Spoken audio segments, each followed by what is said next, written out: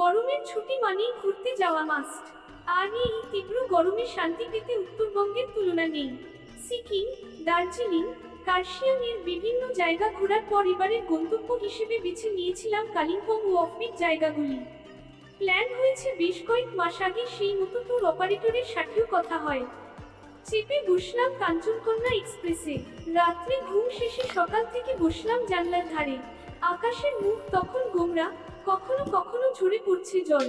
New Jalpaiguri থেকে মাল junction পর্যন্ত যাত্রাপথটি সত্যিই অসাধারণ। জঙ্গল, ট্যানেল, নদীর ব্রিজ পেরিয়ে যখন মাল জংশনে এসে পৌঁছালাম, অঝোরে বৃষ্টি।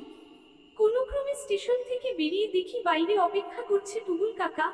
বয়স একটু বেশি মনে হলেও অভিজ্ঞ ড্রাইভার, তা বোঝা গেল সমস্ত ট্যুর জুড়েই। বৃষ্টি মাথায় করেই অগত্যা বেরিয়ে পড়লাম। মাঝ রাস্তায় টিফিনটা সেরে খানিক এগোতেই চারিদিকে চা বাগান আর সবুজ।